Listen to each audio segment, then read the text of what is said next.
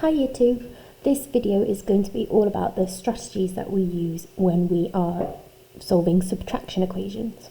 So I'm going to do the same thing as last time, take you through the different strategies but with the same calculation each time. Okay, so the first thing I need to do is read the equation to myself so I can see 35 subtract 12.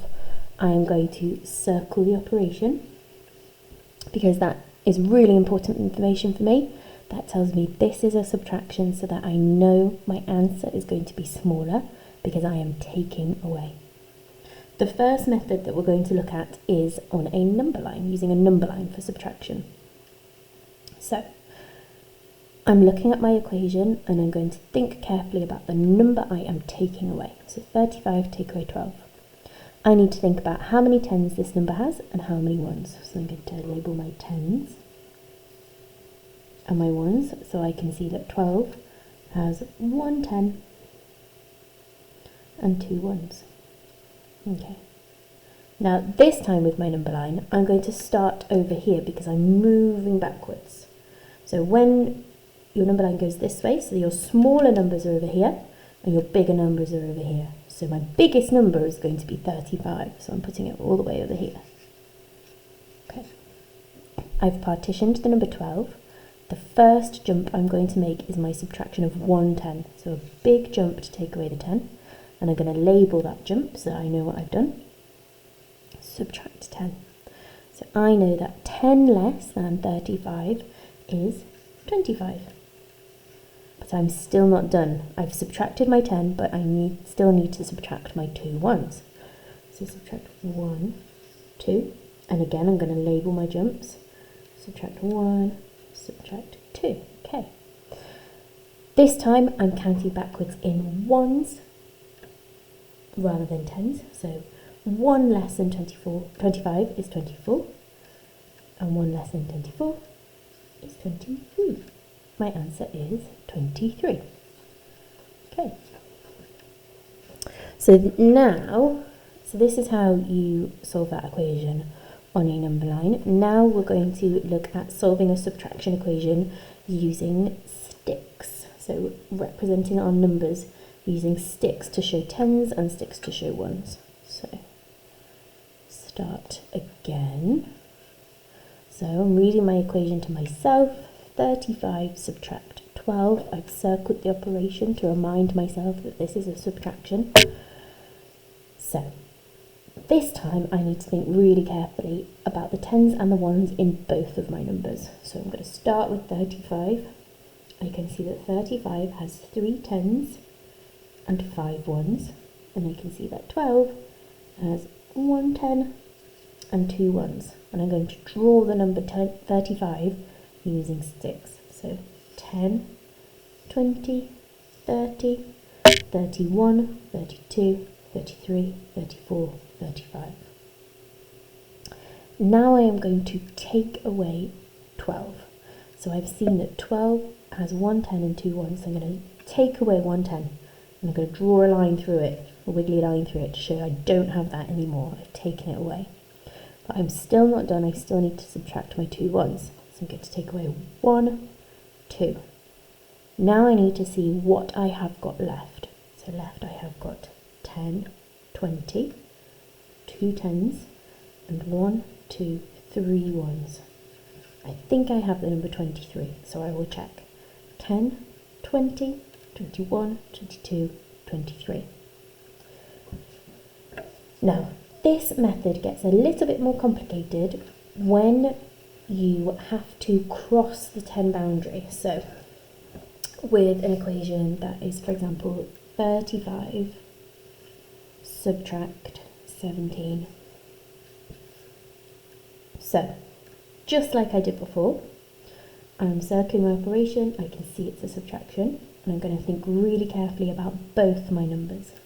So 35 has 3 tens and 5 ones, and 17 has 1 10 and 7 ones. I will draw the number 35 first. 10, 20, 30, 31, 32, 33, 34, 35. Then I'm looking at my number 17. I can see that it has 1 10. So I'm subtracting 1 10. And I've got all these numbers left. And I need to subtract 7 ones. So these are my ones. 1, 2, 3, 4, 5. So it seems like I can only subtract 5 ones. So I need to take my next ones from this 10 here. So I've already subtracted 5, 5, 6, 7. Now I need to work out what I have left. So the first thing I look at is how many whole 10s do I have? I've only got 1, and I know that this is the only whole 10 because it is the only 10 without any lines through it. So I have 1 whole 10. Now I need to think about what this number represents. I can see that I had a 10 and I've taken 2 away, so I need to use my number bonds to 10 here. I know that 10 subtract 2 is 8, and I can check this by going 10, 9, 8. So I can see that here I have 8 ones left. So my number is 18. We're going to have a look at crossing the tens barrier using sticks in a little bit more detail now. So here I have 10, and just like we did before, I'm taking away 1, 2. So this stick can now represent 10, sorry. Subtract 2, and I know that 10 subtract 1, 2 equals 8. We'll do it again. So if I have 10, subtract 1, 2, 3, I know that 10 subtract 1, 2, 3 equals 7. So if I had this, this would represent 7, and this would represent 8. And it's the same with all the numbers that are less than 10. We'll do another one modelling that bridging 10, just to make it really clear. So an equation could be 44 subtract 60, no, we'll do 18. Okay. So again, I'm going to start by reading my equation to myself. 44 subtract 18. Circle the operation so I know what I'm doing. Thinking really carefully about the tens and the ones in each of these numbers. So 44 has got 4 tens and 4 ones, and 18 has 1 10 and 8 ones. So I'm going to draw the number 44.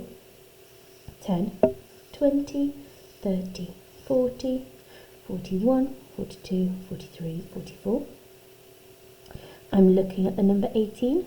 I can see that it has 1 10, so I'm taking away 1 10. But now I need to take away 8 ones. So I'm taking away 1, 2, 3, 4. I've used up all these ones here, so I need to move to this 10 now. 4, 5, 6, 7, 8. To calculate my answer, I'm going to look first at how many whole tens I have. I can see that I have 1, 2 whole tens, and I know that they're whole tens because they're sticks without any lines in them. So I have 10, 20. I have 2 whole tens. Now I need to think how many ones I've got left over here. I can see that I have 1 10, and I have taken away 1, 2, 3, 4 ones. I can use my number bonds to 10 here. I know that 10 subtract 4 equals 6, and I'm going to check. 10, 9, 8, 7, 6. My answer is 26.